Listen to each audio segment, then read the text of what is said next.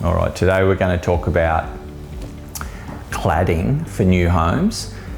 For our clients, specifically that are thinking about building and then thinking, okay, what do I put on the exterior of my home? Cladding is the product you see from the outside. Now, some people confuse this with the structural element of the home. So mostly on the east coast of Australia, south of, say, southeast Queensland, New South Wales, Victoria, the structural element of your home is more likely to be a frame, timber or steel frame, and we covered that in one of our previous videos.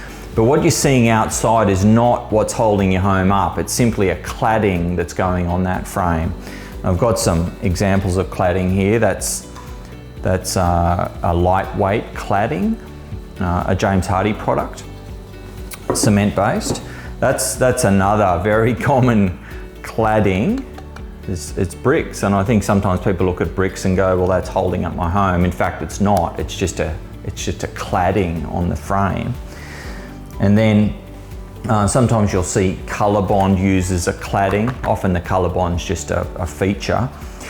But nevertheless, there's all different types of cladding. There's another finish on a James Hardie cladding solution. So these are the common ones you'll see, and of course there's many others. But how do you choose the right cladding? I think of this in relation to three different considerations. One is aesthetics. So how does it look? What do I like? Aesthetics is the first one. The second one is performance of the product. So how often do I want to be maintaining it? What's the warranties? How long is it going to last? And then thirdly, you've got trade availability. So how do I get this cladding on the wall, so to speak? And that's a consideration both for you and the builder.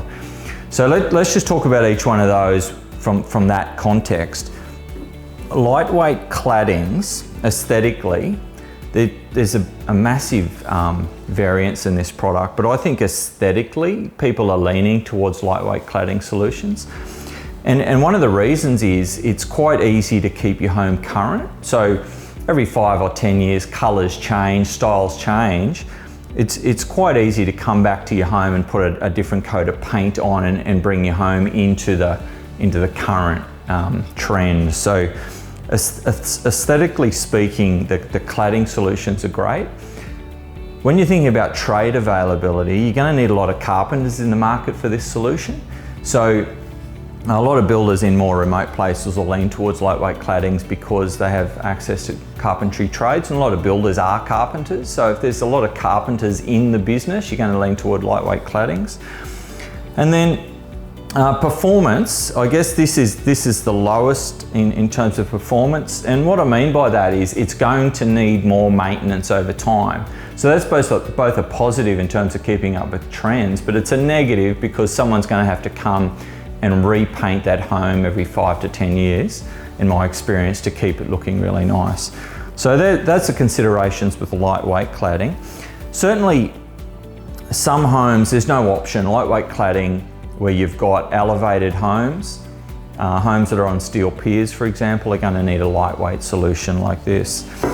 Brick homes, on the other hand, are the best performer in terms of low maintenance. So that's going to be on that home for 50 years or more and never need a scrap of maintenance. Maybe a pressure wash every 20 years for a bit of mold growth potentially, but insignificant maintenance. Aesthetics, well, it's always a matter of opinion, aesthetics, isn't it? But I think the aesthetics of bricks, they're a bit more inclined to date more quickly. So you can drive through some of the older suburbs and pick the age of the home by the brick cladding that you see there. So that's a consideration, the aesthetics. And the third thing, trade availability, is a real challenge. Bricklayers are very scarce in many markets, and I talk to builders all over the country that are struggling to find bricklayers. So if you get some resistance from your builder around this product for trade availability reasons, that's a really genuine concern.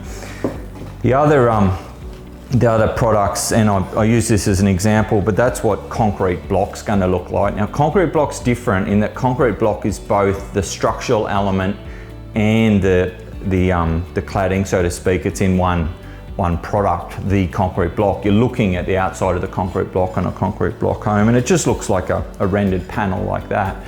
Concrete block is a solution you'll see in the cyclonic area, say north of Gladstone in Queensland.